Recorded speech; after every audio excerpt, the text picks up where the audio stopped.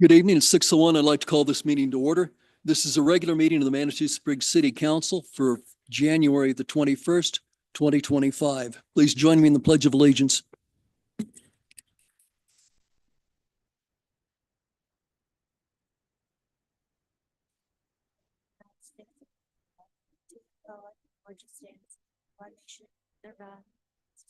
Liberty and justice for all.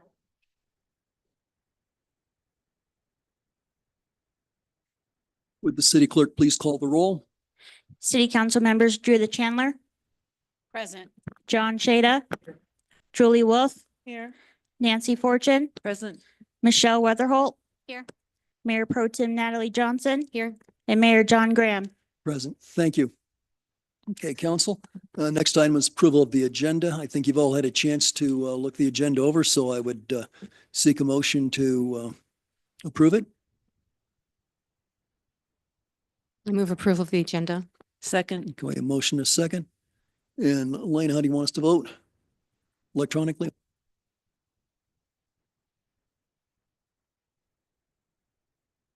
Motion carries unanimously. Okay, great. Thank you. The motion or the agenda is approved. Okay, next item is public comment on non-agenda items. This is the time in the evening when anyone in the audience is welcome to speak on a non-agenda item for up to 3 minutes.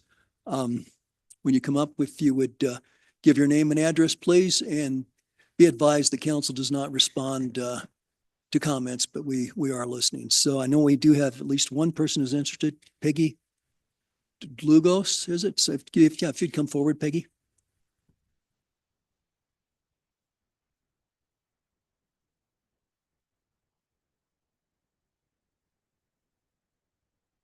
Yeah, press the button in the middle, okay, and the light should come green, and then try to be about 3 inches, have your mouth about 3 inches away from the microphone. Okay. Can you hear me? Yes, Okay. My name is Peggy DeLugas. I live at 18 Craig Lane in the Crystal Hills neighborhood. I have a prepared statement, so I'm just going to read it. What I've come to speak about tonight is one of my biggest concerns for Manitou, and that is wildfire. Keeping up with what is going on with the current LA fires, all I can think about is how easily Manitou could be in a similar experience. We have much information circulating about wildfire mitigation, but what I don't hear a lot about is evacuation plans. You see, I grew up in New Orleans. Those of us born and raised there had an evacuation drill bred into them because of the frequency of hurricanes that hit the city. By the time I was 12, there were 4 storms that I can remember evacuating for with my 7 brothers and sisters and parents. I know that I have trauma associated with those evacuations, but now as an adult, I can see that those experiences built me into a person who knows how to respond in a natural disaster crisis. After the Waldo fire, I overheard my husband talking with someone about our evacuation experience. My husband said, "My wife grew up in New Orleans. She's a professional evacuator." It was funny at the time, but it was also oh so true. I knew exactly what to do, what to pack, and had us ready to go long before a pre-evacuation was ordered. I worry about how Manitou would evacuation for a fire like LA's. I have been told that the plan depends upon where the fire is. Well, that's obvious, but I need more information than that. Manitou is too interconnected by highly flammable vegetation. We are a catastrophe waiting to happen. So I would like to see more community conversation on how to be prepared and what the flow of traffic would look like in the event of a big fire. We need to breed into each other the importance of having a plan and how it would be executed. It can't be a one-time thing. It needs to be an ongoing conversation so that people pay attention.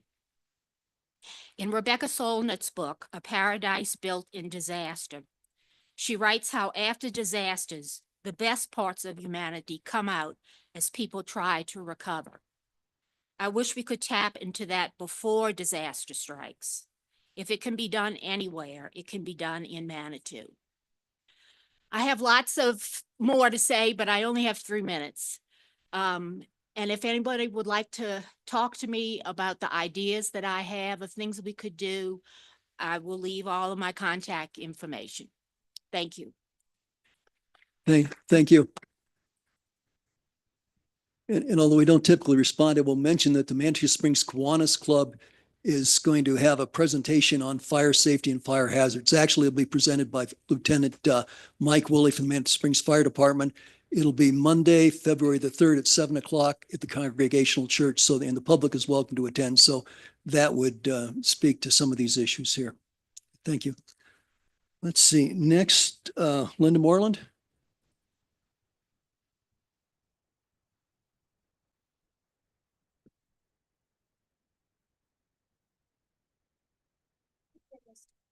We're neighbors.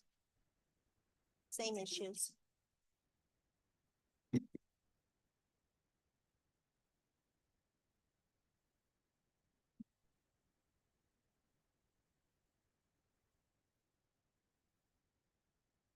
We both have a little time slot there, paper filled out.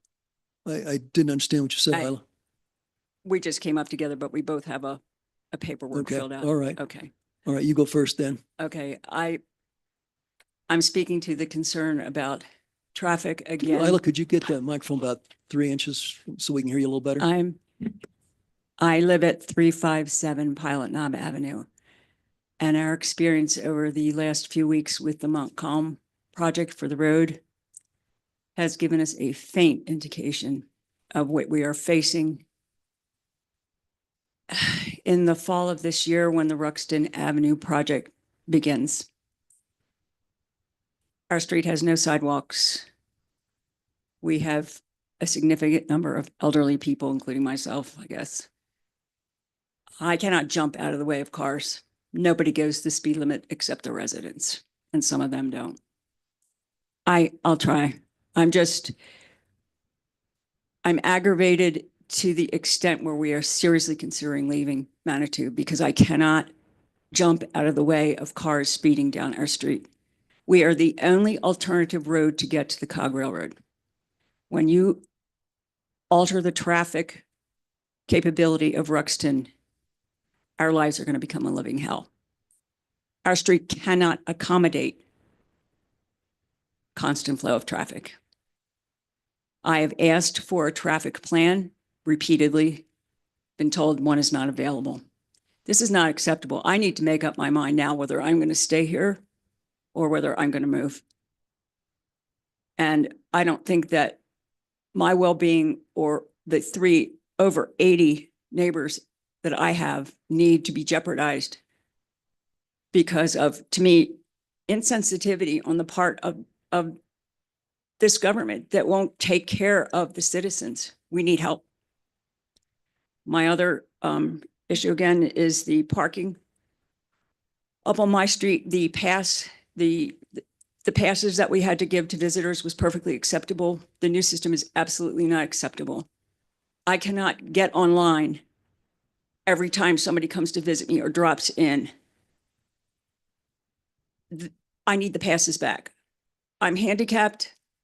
My mind does not work as well as it used to, unfortunately, but I need to have a system back where I can hand a pass to a visitor or give a pass to someone that's going to be coming to help me clean my house. I have physical therapists coming to my house on a constant basis. Going on the internet to notify the town that I have somebody at my house is not working for me. It's not going to work for me. Thank you. Thank you. Linda Moreland, 37 Minnehaha. Similar worries, concerns. Everybody's familiar, of course, with Minnehaha right now because of all the truck traffic of contractors, the city going up and down the hill because of the water tower. So that has brought on new problems. We've always had trouble with people speeding. We have 3 blind corners, which Roy has very faithfully tried to help us with by putting up mirrors, signs, all sorts of things. But it doesn't matter because people don't slow down. They drive up the middle of the road. They don't pull over onto their side. And now they can't pull over because of the truck traffic. And the trucks, the contractors, all the big trucks that are not necessarily city trucks, although some of the city trucks drive just as bad as the contractors. They go right up the middle of the road. If you're going down, they don't pull over, they don't slow down. They just barrel into you. And there are places on our street, there's no place to pull over, and we have no sidewalks. So I would like to have the city start monitoring that traffic daily. Not just when the contractors are going up and down, but we also have, most of the people that go up and down our street don't live on Minnehaha. They live on the other side of the hill or on top of the hill. And they come off the highway, come down Serpentine, zoom up Minnehaha to their home or whatever, wherever they're going, to Ruxton. So it's very concerning. And my friend here is handicapped, and she's talking about the problem she has and older people in her neighborhood have. There are older people in my neighborhood too. And I can still walk up the hill and down the hill, but I'm terrified every time I walk out there and a lot of times when I'm driving. So I'd appreciate some help. I'd appreciate some monitoring, some information, and not online, because just like she said, there are a lot of people that don't go online. I had to go to the city and get them to bring out pieces of paper to put on our vehicles after I read online what they were going to do with the cones for the traffic, and tell them a lot of people don't go online. A lot of my neighbors are older. They don't go online. They don't even know about what's going on until these trucks start racing up the street. Anything I forgot? No, but I think internet access is also a very important issue to me because it's Excuse me, discriminatory. Isla, you've Sorry. had your chance. So It's discriminatory. Not everybody goes online. Not everybody can. Not everybody wants to. This city has enough money to send out written notices whenever we need them. You guys have got a big budget, use it. Thank you. See, next, Mike Eason.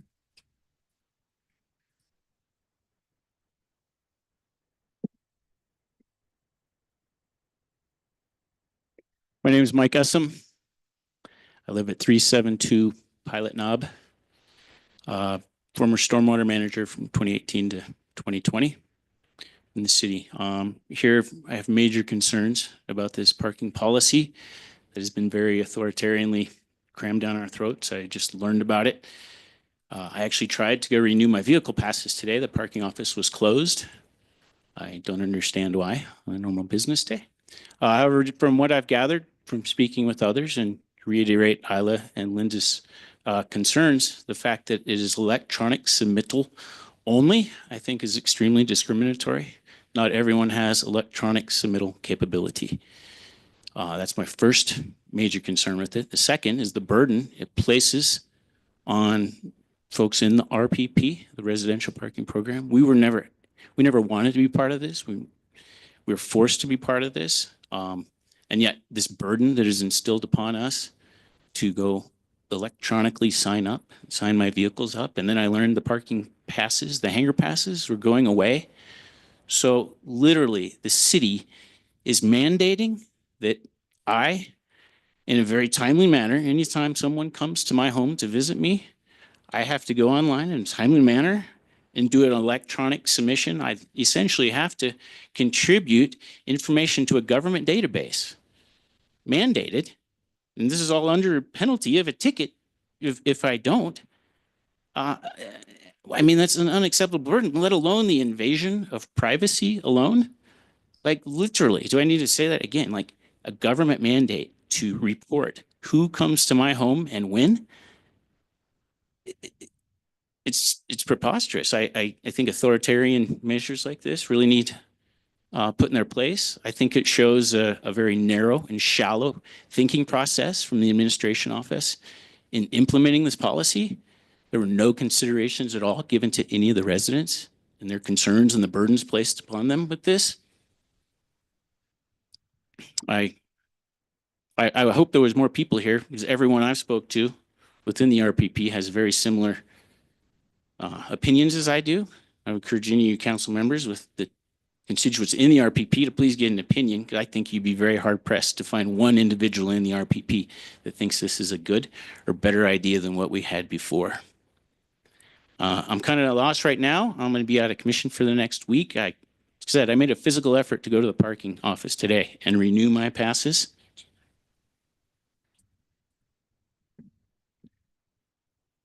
I lost my train of thought there. Again, I did not get entered into the new system. And so am I going to get a ticket now? My car's parked there when February 1st comes and the deadline's there. It's just absurd. It's appalling to me to see this level of government intrusion and government overreach in citizens' lives. And I really appreciate if citizens' concerns were met more. All right. Yeah. Thank you, Mike.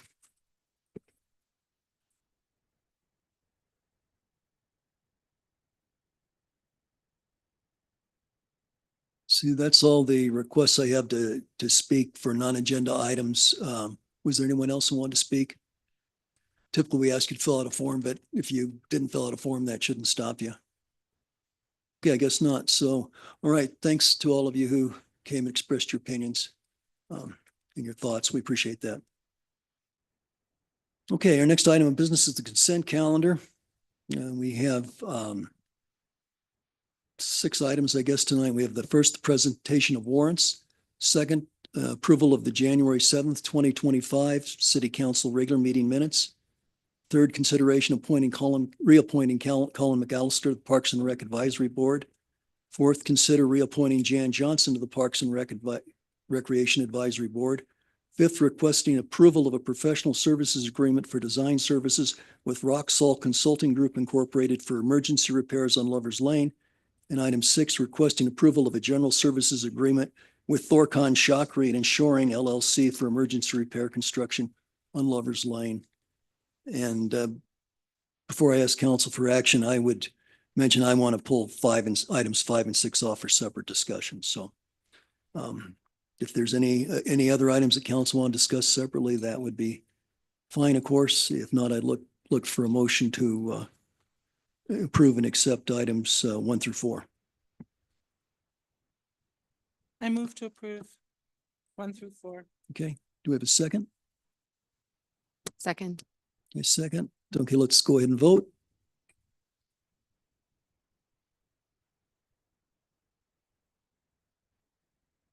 Motion carries unanimously. Okay, thank you. Okay, so items 5 and 6 deal with the emergency repairs that we need out here on Lovers Lane. And in looking at it, the item 5 is close to $200,000. Item 6 is $330,000. That seems awfully expensive to me. And I realize this is an emergency, but I was wondering, Andrew, if our city engineer can come and kind of speak to this. I don't know what the going rate for this kind of work is. I don't know if under the circumstances, this is considered acceptable, or if we're paying a premium because it's urgent, or if you could give us a little advice. I mean, we know what a hamburger should cost. We know what a new car costs, but I really don't know if this is an acceptable price or not. I do question it. So if you could respond, I'd appreciate it. Yes, Andrew Moran, city engineer. Just to put a little bit of perspective on the cost of the design side, we had a much simpler culvert design over on Sandra Lane. Our bid came back at $350,000 for design only. Obviously, we did not accept that, and I'm looking for other bids for the Sandra Lane.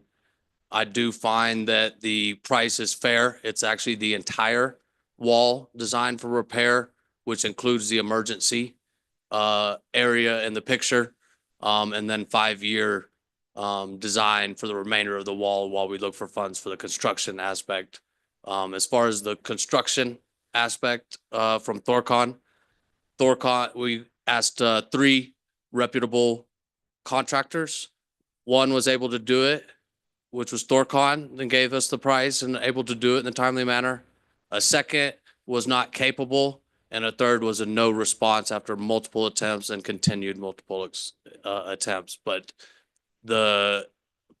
as far as the going rate and the price, I do find it to be fair.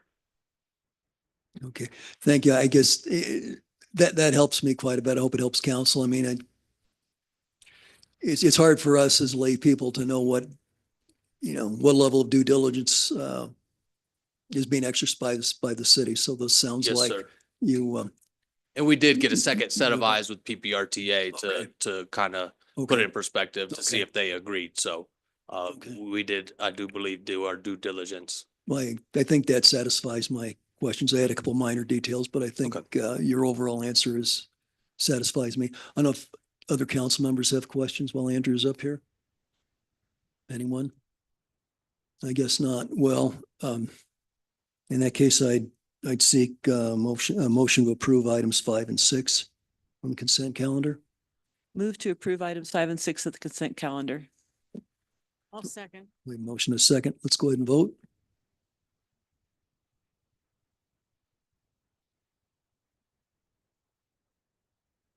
Motion carries unanimously. Okay, great. Thank you very much. Thank you, Andrew. Thank you. Hopefully we'll get that wall fixed before summer, huh? Definitely. Appreciate it. Very good. Okay, next item is a presentation, and this is proclamation number 0125, a proclamation to support the infectious generosity movement. Now, my understanding is this was recently, or the Mania Board recently adopted the creation of a new award, the Infectious Generosity Movement Award. Perhaps I didn't state that correctly. Ken Jure he was the one that called this to our attention, and he asked to speak briefly regarding the idea behind the proclamation. So Ken, if you'd come forward and make your comments, and then Nancy is going to read the proclamation after that. Thank you.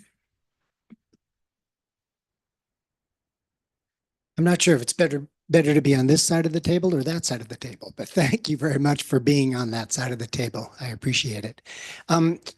I sent you all a couple notes in terms of some of the background of this, and maybe I can just share with you just a little bit of why this is important and why I'm trying to put some effort into this.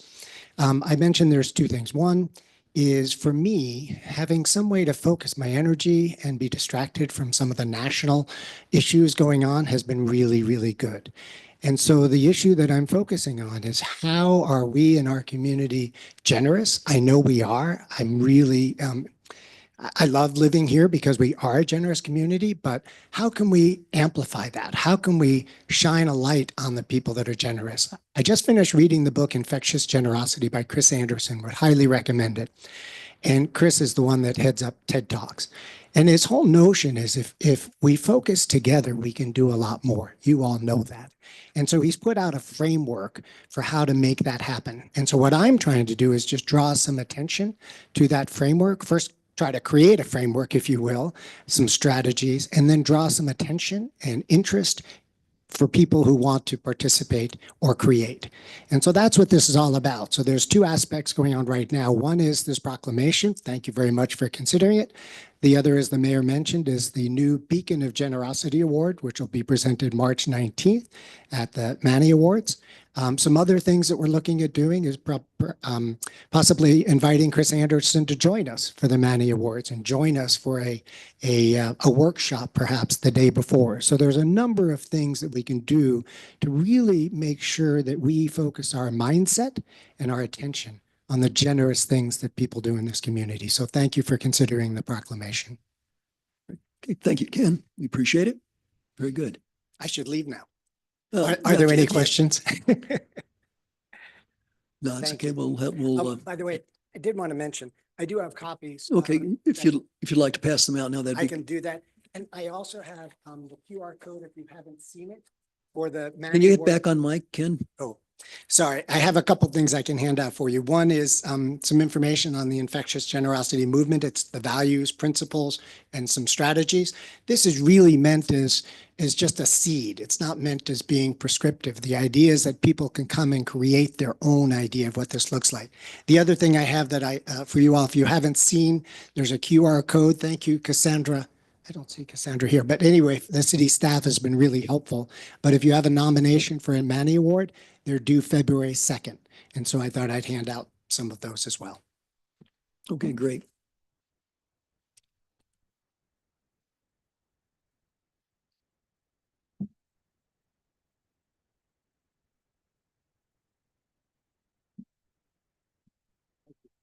Okay, thank you. Nancy, would you like to go ahead and read the proclamation then, please? City of Manitou Springs Proclamation Number 0125, support the infectious generosity movement. Whereas the City of Manitou Springs has a long-standing commitment to fostering a sense of belonging, community, and compassion among its citizens. Whereas the importance of generosity in building strong, resilient communities has been evidenced by numerous charitable acts and initiatives within our city. Whereas community members and organizations have exemplified these values through their words, deeds, and donations to support the Manitou Springs community. Whereas the infectious generosity movement encourages positive, proactive participation from all sectors of the community and intends to serve as a catalyst for continued benevolent efforts. Whereas the establishment of a citywide initiative and a new beacon of generosity Manny Award has potential to inspire and maximize the impact of current and future philanthropic, educational, and community-driven ventures. Now, therefore, be it resolved that the City Council of Manitou Springs, in collaboration with the Manitou Springs Community Foundation and other community organizations, hereby expresses its support for the infectious generosity movement with the intent to encourage all community members to partake in generous actions for the betterment of their fellow citizens and humanity at large, adopted this 21st day of January 2025 in the city of Manitou Springs, El Paso County, Colorado. Thank you. Good. Guess that takes care of that. I'm Ken. Thanks for calling that to our attention. No, absolutely not. No, it's a proclamation. It's done. Sorry. Okay, great. Very good. Well, then move on to our first business item, H1. Consider appointing Nathan Nassif to the Housing Advisory Board. I hope I got, yeah, Allison, and Nate, if you'd like to come up, we've got Allison. Well, Allison, you go ahead and introduce yourself, and if you'd introduce Nathan, please. Hi there. Allison Gerbig, Housing Advisory Board Chair, and just wanted to bring a new applicant to the table with our Housing Advisory Board. I've met Nathan a couple of times. He also happens to be a neighbor, which is pretty awesome. He and his wife are new to our city and have already been very active. I first met him at the environmental fair, and then he's attended 2 of our last HAB meetings, and I'm very excited to have him join our board, and I'll let him speak. Happy New Year, and very grateful to be a part of the community, and the infectious generosity will do my best to pay that Yeah, forward. and Nathan, if I could have you state your full name and your address. Yeah, and then go sure. ahead. Nate Nassif, 324 Plainview. And my wife and I moved here a couple of months ago. We are thrilled to be a part of the community. And as Allison mentioned, excited to work with her and make whatever positive contribution to the advisory board. And I can't hold myself out for being a housing expert at this point. Over time, I hope to become a subject matter expert. But my interest and passion around housing comes from personal and life experiences. And I'll share 2 of those with you for the record. At 17, my family lost our home, and that is not something that I wish on anyone. So housing and the issues around homelessness and houselessness, rings pretty deeply with me. And then my wife and I, we moved from the New York metro area where we spent a little over 20 years professional life. My wife co-headed a yoga teacher training program.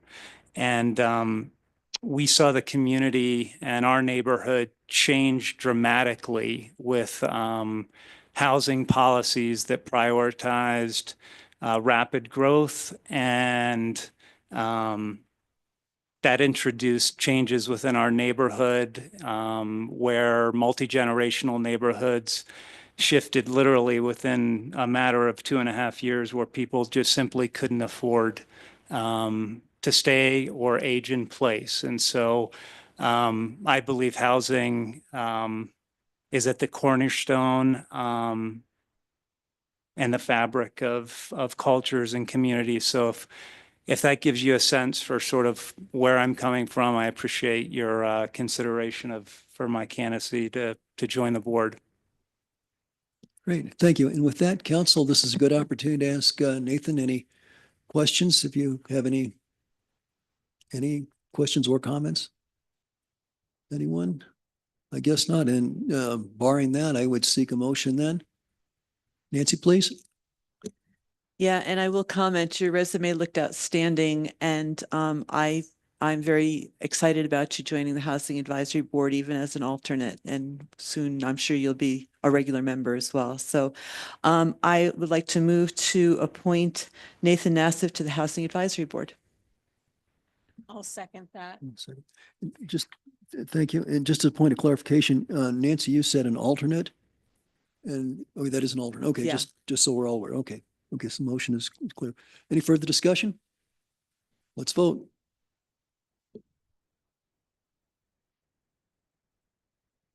Motion carries unanimously. Great. Thank you very much, Nathan. Thank you for stepping up. Thank you. I'm sure that they'll put you to work. Right. Okay. Next item is consideration of resolution number 0325, a resolution of the City of Manitou Springs, Colorado, adopting an amended employee handbook. And this is kind of an annual housekeeping procedure. I think that's fair to characterize it, but we'll have Kelly, our HR director, to brief us on it. Good evening, Kelly Padilla, Human Resource Director.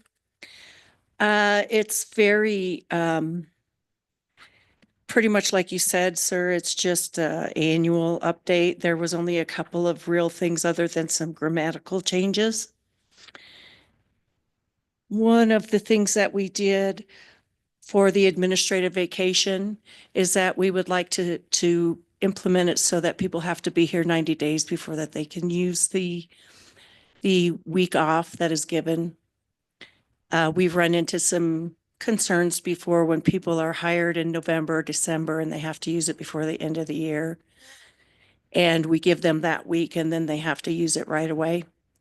And it kind of interferes with our training, a lot of that. So we're just trying to make it, we want people to have it, but we also want it to be a fair way to get it. Does that make sense? Made sense to me, I think. Council, if you have questions, now's the time to ask them. Judith? Thank you, Mayor. Kelly, I just had a few questions just of clarification mostly. It was a kind of a surprise to me, and maybe it shouldn't be, that I was just looking at the holidays. I can't remember what page that is, but if it looks like there's a total of 12 holidays. I'm assuming that's at 8 hours each. I didn't know that we gave the Friday after Thanksgiving as a paid city holiday. That was kind of news to me. I was aware of the other holidays, but I wasn't aware of the Friday after Thanksgiving as being a holiday. So if you could address that. Also, so could you tell me how many total hours we give? Because we give a total of 40 hours of administrative vacation to compensate for the fact that our employees often, as is the case tonight with our city clerk, that they get to stay late.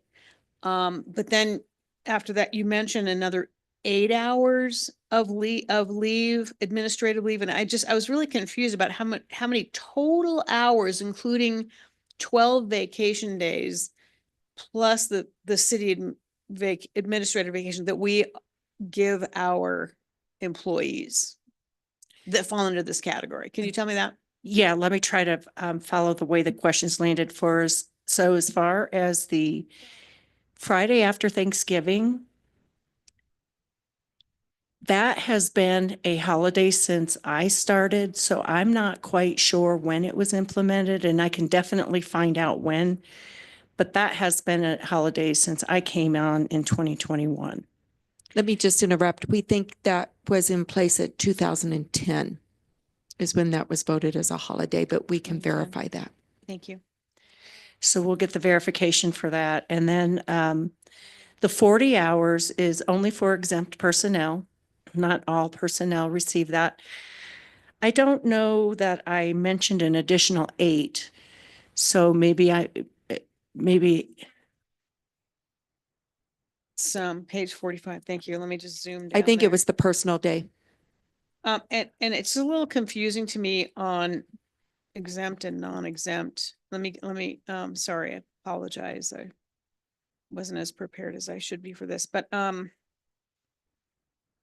so with the, Friday after Thanksgiving, we give a total of 12 holidays. Is that correct? correct. And then,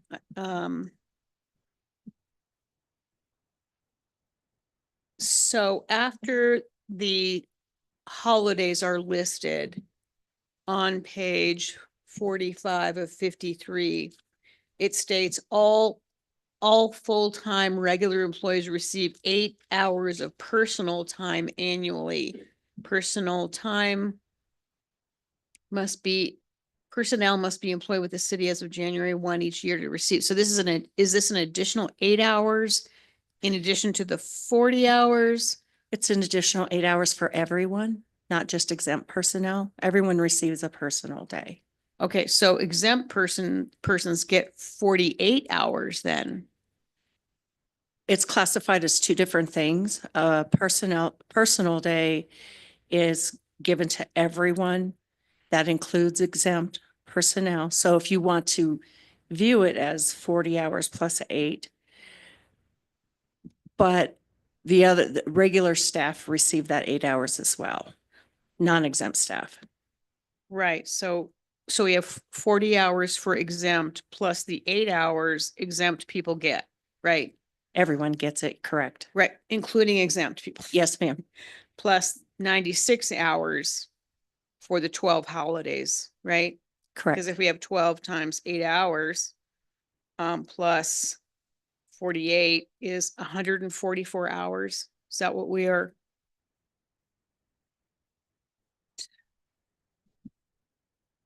So in other words, that's 18 days. That's 18 8-hour days, 144 hours. I'm just asking for clarification at this point for future discussions regarding this topic. Yeah, let me do the math real quick. Yeah, you're correct. 18 days. Okay, and then in addition to that, how much additional vacation do they get? That is based on your anniversary date. Okay, so what's the average? I mean, if you could give me like 2 weeks is an average. I'm going to say the majority of the exempt staff are fairly new, so they're all within that first 4 years where there's 80 hours. That's 2 weeks of vacation. I can get a breakdown for you. Thank you. I'd appreciate that because that if we're adding 80 hours, that's 224 hours. And if we divide that by an 8-hour day, that's 28 hours. That's almost a month. I'm just stating that because as I look at it for future discussion, I just want us to be clear of what it is that our employees get. And so am I clear? Yes, you're clear. As far as vacation, if you look at page 52, that gives you the breakdown of how much vacation time people accrue, and it's based on years of that you're employed. So 80 is kind of a minimum. 80 is the minimum, correct? You have to be here 5 years before you are increased.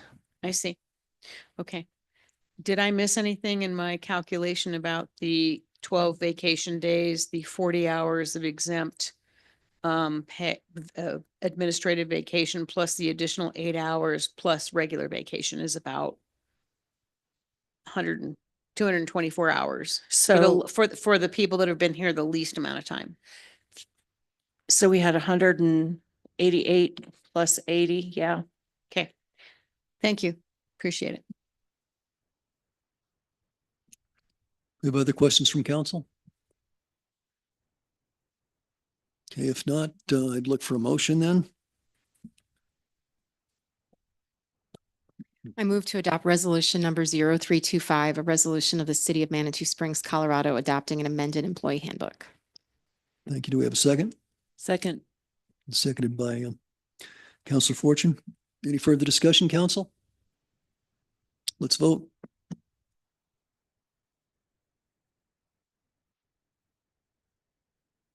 Motion carries unanimously. Okay, thank you.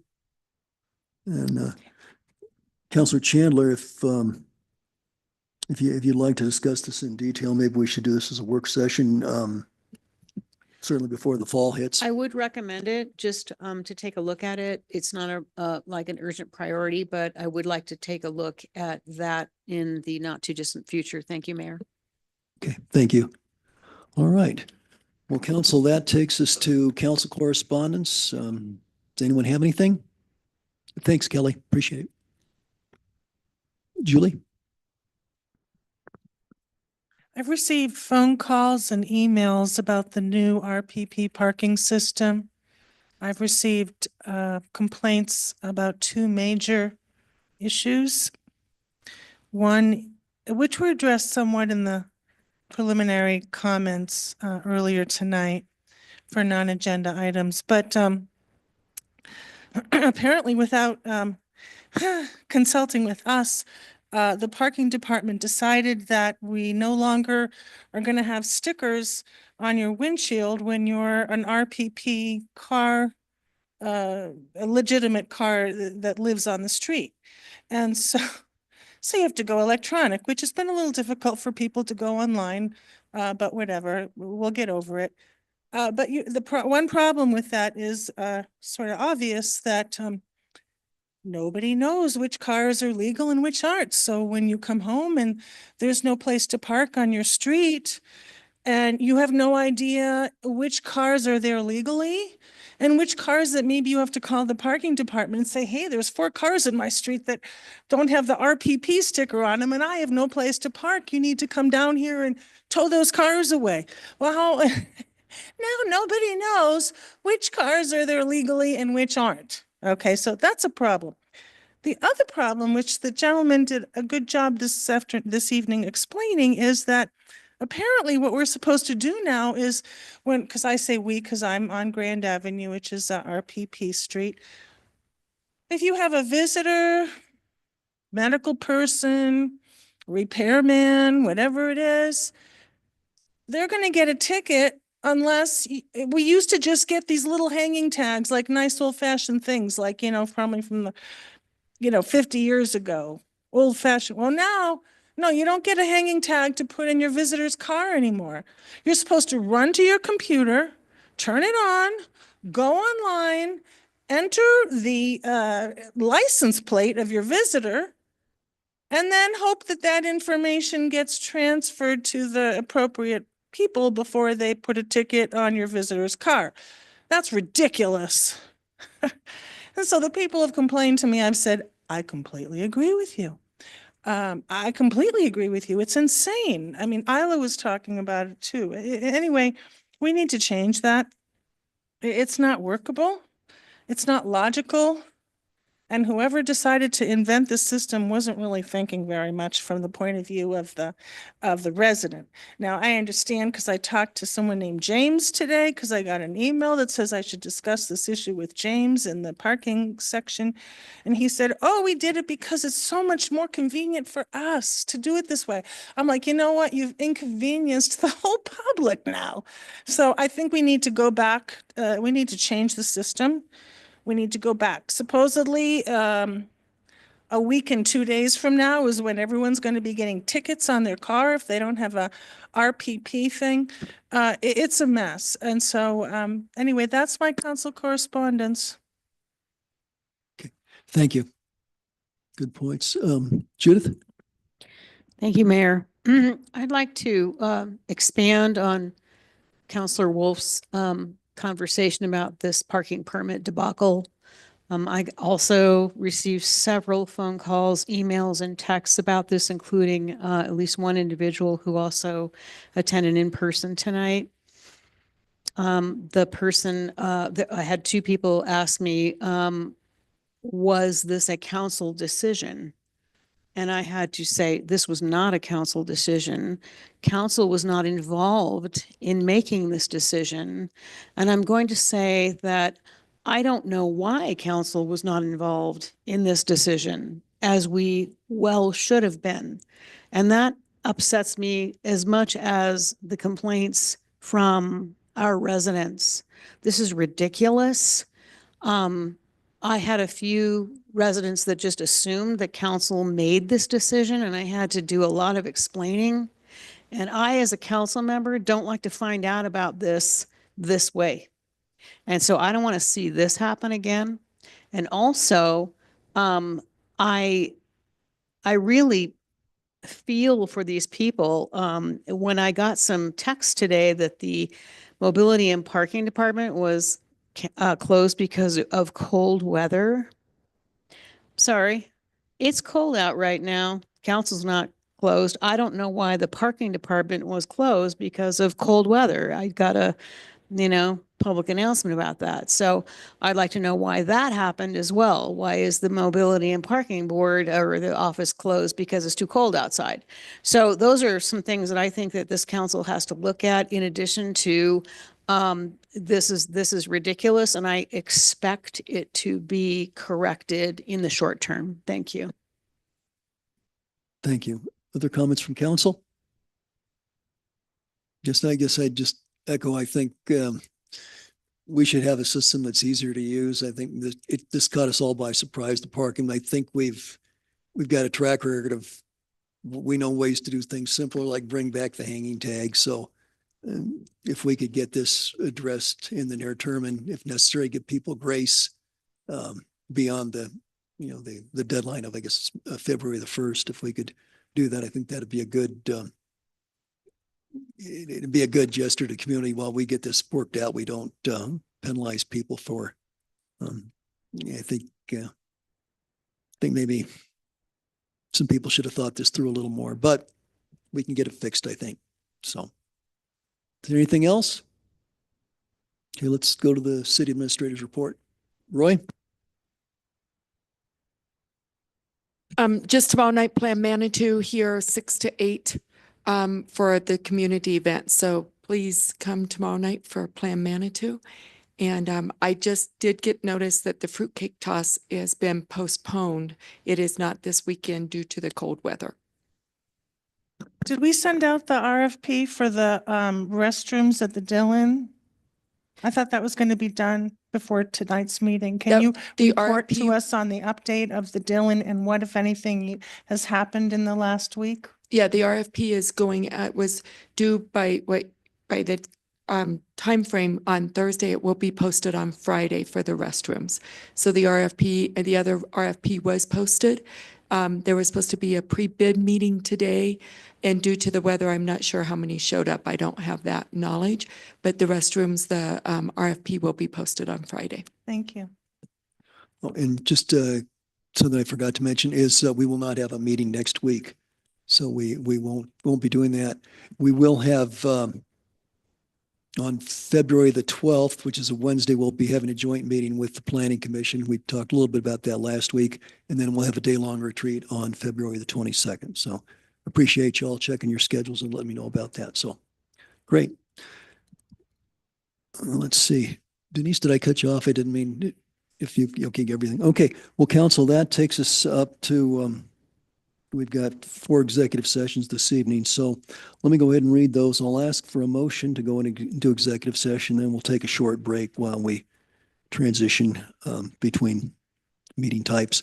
The first of the four items, an executive session for the purpose of determining positions relative to matters that may be subject to negotiations, developing strategy for negotiations, and instructing negotiators pursuant to Section 5.1D of the Manatee Springs Municipal Charter regarding the COG Railway and the reimbursement payments set forth in the Tax Incentive Program Agreement dated November 20, 2018. The second is, again, it's for negotiations pursuant to the same section of the city charter. This regards the intergovernmental agreement with the city of Colorado Springs concerning the incline. The third, an executive session to hold a concert with the city attorney for legal advice pursuant to section 5.1C of the Manatee Springs Municipal Charter and for the purposes of determining positions relative to matters that may be subject to negotiations, developing strategy for negotiations and instructing negotiators pursuant to section 5.1D of the Manitou Springs City Charter concerning the Manitou Springs Metropolitan District's parking lots and restroom facilities. Fourth item, to discuss a personnel matter regarding an employee, and this executive session concerns the annual performance review of the city administrator. So we have those four items. I would seek a motion to go into executive session. So moved. Moved by Mayor Pro Tem Johnson, Second. seconded by Councilor Fortune. Okay, let's vote.